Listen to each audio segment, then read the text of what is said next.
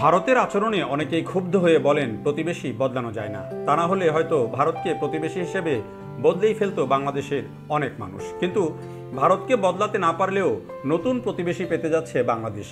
শুনতে অবাক লাগলেও সেটাই এখন বাস্তবতা। আরাকান আর্মি যেভাবে মিয়ানমার বাহিনীকে একের পর এক পরাজিত করছে, তাতে বাংলাদেশের পাশে নতুন রাষ্ট্রের জন্ম এখন সময়ের ব্যাপার মাত্র। তাই বাংলাদেশের অন্তর্বর্তী সরকারের কপালে নতুন চিন্তার ভাঁজ। এমন একটা দেশের জন্মে কি করবে বাংলাদেশ? বিশেষ করে নতুন খ্রিস্টান রাষ্ট্রের জন্মের দীর্ঘদিনের যে আলোচনা, তাই কি শেষ পর্যন্ত সত্যি হবে? বাংলাদেশের জেলা যে ধরনের প্রশাসনিক ইউনিট আরাকানে, সেটাই টাউনশিপ নামে পরিচিত। এরকম টাউনশিপ আছে 17টি। টাউনশিপগুলোর মধ্যে আরাকান আর্মির কেবল আকিয়াব, মুনাং ও কাইয়াকফু দখল বাকি, আর বাকি 14টি তারা দখল করে নিয়েছে। এই 3 টাউনশিপে অর্থনীতির বিচারে আরাকানের সবচেয়ে গুরুত্বপূর্ণ জায়গা। 3টি শহরই ভূখণ্ডের সাগরের দিকে, ফলে আরাকান আর্মি ও মিয়ানমারের কেন্দ্রীয় সশস্ত্র বাহিনী টাইমা দোর মধ্যে সামনের দিনগুলোতে সংঘাত হবে মূলত নৌযুদ্ধ আকারে। যে যুদ্ধে বাংলাদেশের কক্সবাজার উপকূল থেকে খুব বেশি দূরে নয়, এই যুদ্ধের ফলাফল অনেকটাই অনুমান করা যায়। তীব্রভাবে ঐক্যবদ্ধ রাখাইন জাতির মধ্যে তুমুল জনপ্রিয় আরাকান আর্মিকে থামানো নৈতিকভাবে বিধ্বস্ত তাইমা দোর পক্ষে প্রায় অসম্ভব। বলা যায় বাংলাদেশ প্রস্তুত হওয়ার আগেই তার প্রতিবেশী পাল্টে যাচ্ছে। আরও সরাসরি বললে মিয়ানমার আর বাংলাদেশের প্রতিবেশী থাকছে না। আরাকান জুড়ে প্রায় 80% এলাকায় হারিয়ে টাইমা দো এখন প্রদেশের রাজধানী আকিয়াব, যা সিত্তে নামেও পরিচিত, সেটা দখলে রাখার আপ্রাণ চেষ্টা চালাচ্ছেন। আশপাশের নদী বন্দরগুলোর পথ বন্ধ করে দিয়েছেন তারা। আকিয়াব অনেকটাই বিচ্ছিন্ন অবস্থায় রয়েছে। জান্তার নৌবাহিনী ছোট ও মাঝারি প্রায় 20টি যুদ্ধজাহাজ দিয়ে প্রদেশের অনেক মর্যাদাপূর্ণ কেন্দ্র রক্ষায় নেমেছে। আর আরাকান আর্মি আশপাশের টাউনশিপ থেকে আর্টিলারি দিয়ে প্রতিপক্ষকে প্রাণশক্তি কমিয়ে আনছে ধীরে ধীরে। নতুন বছরটি তারা আকিয়াবে দলীয় পতাকা উড়িয়ে উদযাপন করতে বদ্ধপরিকর। আগামী 10 এপ্রিল তাদের প্রতিষ্ঠাবার্ষিকীর প্রকৃত অর্থেই এক জমকালো উৎসব হয়ে উঠবে বলে মনে করছে তারা।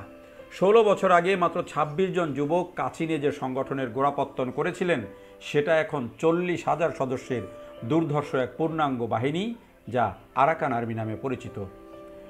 আরাকানের সর্বদক্ষিণের গয়া টাউনশিপ থেকে রাখাইন গেরিলারা এখন আরও দক্ষিণের ইয়াওয়ারদির দিকে বোমা ছুটছে। মিয়ানমারের অতি উর্বরা শক্তির এই অঞ্চলে তারা ধান চালের প্রাচুর্যের জন্য খ্যাত। এই অঞ্চলের 3টি নীল পানির সি বিচ আরাকান আর্মিকে বিপুল রাজস্বের হাতছানি দিয়ে ডাকছে। সবচেয়ে বিস্ময়ের ব্যাপার হলো রাখাইন গেরিলা জেনারেল নায়ং বামার তরুণ তরুণীদের মধ্যে ব্যাপক জনপ্রিয়। বামার আর্মির জন্য এটি সামাজিকভাবে খুবই বিব্রতকর। আরাকান যুদ্ধ বামার টাইমা দোকে নৈতিকভাবে হারিয়ে দিয়েছে।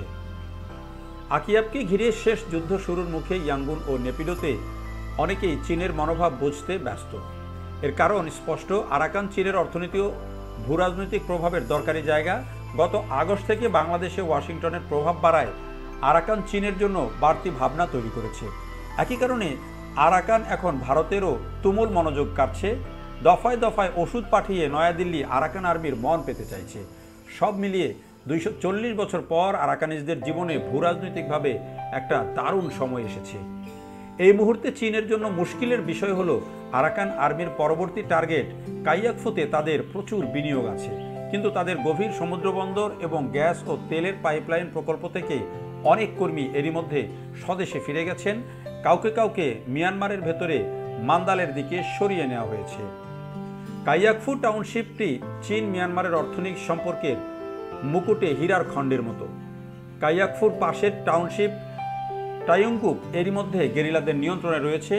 এরকম অবস্থাতেই নিজেদের বিনিয়োগ সুরক্ষা নিশ্চিত করতে ডিসেম্বরের শুরুতে আরাকান আর্মির একটা প্রতিনিধি দলকে বুসানের তেংচংয়ে ডেকেছিল চীন। সেখানে আরাকানি গেরিলারা চীনের বিনিয়োগ রক্ষার নিশ্চয়তা দিয়ে বলেছে বাকি টাউনশিপগুলো সর্বোচ্চ কম ক্ষয়ক্ষতির মাধ্যমে নিয়ন্ত্রণে নিতে চায় তারা। সেজন্য এই 3 টাউনশিপ মূলত ঘেরাও করে নিয়ন্ত্রণে আনার চিন্তা করছে আরাকান আর্মি। আরাকান আর্মির জন্য কাইয়াকফু দখল এজন্য গুরুত্বপূর্ণ। চীনের এখানকার প্রকল্পগুলো থেকে নেপিডো যে বিপুল পরিমাণ রাজস্ব পায় সেটা রাখাইনরা বন্ধ করতে চায়। নিজেরাও ওই রাজস্বের হিস্সা পেতে ইচ্ছুক। নিশ্চিতভাবে ভবিষ্যতে এ বিষয়ে ত্রিমুখী সমঝোতায় আসতে হবে চীন সরকার এবং নেপিডো সরকারকে। অনেকের জন্য এটা বিস্ময়কর হলেও শক্তি সামর্থ্যে অনেক হিসাবেই পাল্টে দেয়। আকিয়াবো কায়াকফু পেলে এই উপকূলের সমুদ্রে আরাকান আর্মির নৌপ্রভাব অনেক বাড়বে এবং তার অর্থনৈতিক দিকটি চীন, ভারত এবং বাংলাদেশের কেউ অগ্রাহ্য করতে পারবে না। মিয়ানমারের প্রদেশে প্রদেশে গেরিলা যুদ্ধ সামলিয়ে টাইমা দো সাময়িকভাবে দক্ষ হলেও সমুদ্র বক্ষে তাদের সেই নজির নেই। রাখাইনরা প্রতিপক্ষের সেই দুর্বলতার সুযোগ নিচ্ছে। তবে বুদ্ধিদীপ্ত রাখাইন নেতৃত্ব চীনের সঙ্গে চোখে চোখ রেখে কথা বলার মাঝে আগ্রহের সঙ্গে বাংলাদেশ ও ভারতের সঙ্গেও সম্পর্ক গড়তে চেষ্টায় আছে। এটা তাদের অনিবার্য পরবর্তী পদক্ষেপ। কিন্তু মিয়ানমারে বাংলাদেশ দূতাবাস এরকম আগ্রহ সামান্যই আমলে নেওয়ার অবস্থায় আছে। নিরাপত্তাহীনতায় আকিয়াবেও এখন আর বাংলাদেশি কর্মকর্তা নেই। ঢাকার আরাকান কূটনীতি গত বছরগুলোতে এত বেশি রোহিঙ্গা ভাবনায় আচ্ছন্ন ছিল যে বামারদের মতো দুষ্টু প্রতিবেশী পাল্টে যাওয়ার মতো বিরল ঘটনাও উদযাপন করা যাচ্ছে সামান্যই। তারপরও এই সীমান্তে দুই পারে ইতিবাচক কিছু মুভমেন্ট দেখা যাচ্ছে। এটা প্রকৃতই নতুন এক সময়, যখন ইতিহাসে বহুকালের পর বাংলা ও আরাকানের মাঝে তৃতীয় কেউ নেই। আর ঔপনিবেশিক ইতিহাসের একটা অধ্যায় যে শিগগিরই নাফের অগভীর জলেই ডুবতে বসেছে, সেটা আরাকানের প্রাচীন রাজধানী হিসেবে পরিচিত ম্রাক-উর স্মৃতিকাতর জনপদের কাছে বাংলাদেশের জুলাই আগস্টের গণ অভ্যুত্থানের মতোই দামি এক অর্জন। আরাকানের এখনকার অবস্থা বাংলাদেশের ৭১-এর অক্টোবর নভেম্বরের মতো। তবে ঢাকার সভা, সেমিনারে, টকশোগুলোতে আরাকান নিয়ে আলোচনা যতটা রোহিঙ্গা বিষয়ে মনোযোগী, ততটাই অনাগ্রহী রাখাইনদের আত্মনিয়ন্ত্রণ অধিকার ফিরে পাওয়ার আনন্দ বুঝতে। পাশাপাশি এটাও সত্য, আরাকানের বর্তমান পরিবর্তন রোহিঙ্গাদের দুর্ভাগ্য ও দুর্ভোগের নতুন অধ্যায়ের সূচনা ঘটাবে। এটা রোহিঙ্গা সম্প্রদায় এবং তাদের এতদিনকার বুদ্ধিদাতা অভিভাবকদের জন্য প্রায় পরিপূর্ণ বিপর্যয়কর এক মুহূর্ত। সাম্প্রতিক ঘটনাবলী এই জনগোষ্ঠীর দর কষাকষির নিজস্ব সামর্থ্য প্রায় নিঃশেষ হওয়ার ইঙ্গিত দিচ্ছে।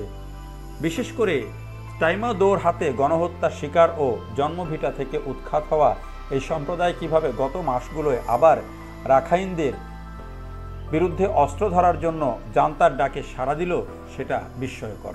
এরকম উদ্যোগের সমর্থকেরা ভেবেছিলেন এর মধ্যে দিয়ে সামরিক জান্তা থেকে সহযোদ্ধা হিসাবে রোহিঙ্গাদের জন্য নাগরিকত্বের স্বীকৃতি মিলবে। কেউ কেউ একে আত্মরক্ষা নিরুপায় রোহিঙ্গাদের বিকল্পহীন অবস্থার হিসেবেও দেখছেন। কিন্তু বাস্তবে এটা এমন এক কৌশলগত ভুল যা রোহিঙ্গাদের ফেরত যাওয়ার উদ্যোগকে চ্যালেঞ্জে ফেলেছে। বাংলাদেশকে এখন এই অবস্থা থেকে উত্তরণের সম্পূর্ণ নতুন কৌশল না নিয়ে উপায় নেই। বিশেষ করে যখন আরাকান আর্মির নেতৃত্বে নমনীয় অংশকেও রোহিঙ্গাদের ফেরত নেওয়ার পাশে রাজি করানো বেশ দুরূহ। লেনদেনের সুনির্দিষ্ট ছকেই বাংলাদেশকে আরাকান আর্মির সঙ্গে আলোচনায় এগিয়ে নিতে হবে সামনের দিনগুলোতে।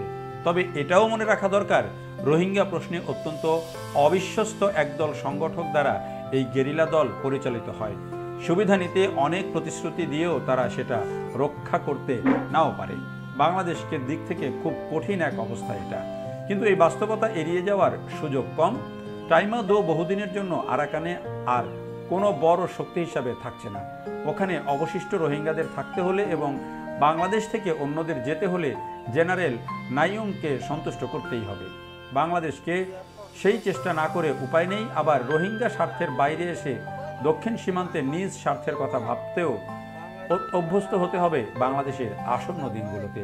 বাংলাদেশের এখনকার আরাকান আর্মির সঙ্গে যোগাযোগে যত ইতস্ত করবে, তত শেষোক্তরা বন্ধুত্বের জন্য অন্য কাউকে খুঁজবে এবং সেটা পাওয়া তাদের পক্ষে অসম্ভব নয়।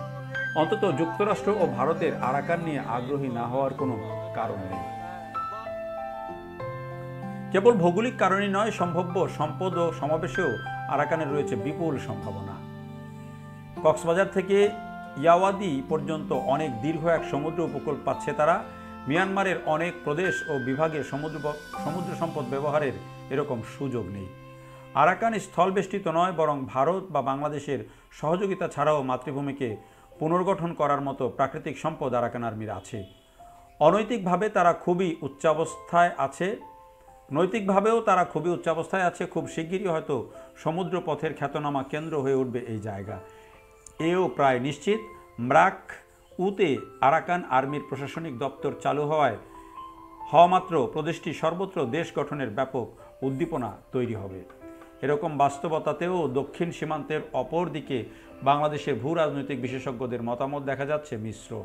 উদীয়মান বৈশ্বিক ঠান্ডা যুদ্ধের মাঝে রোহিঙ্গা ও তাদের আশ্রয়দাতারা আরাকানের সম্ভাব্য গুরুত্ব বুঝতে বেশ বিলম্ব করেছিলেন বলেই মনে হয়। প্রদেশটি মিয়ানমারের একমাত্র এলাকা যেখানে বামারদের তাড়ানোর ব্যাপারে উপদলীয় মতভেদ নেই।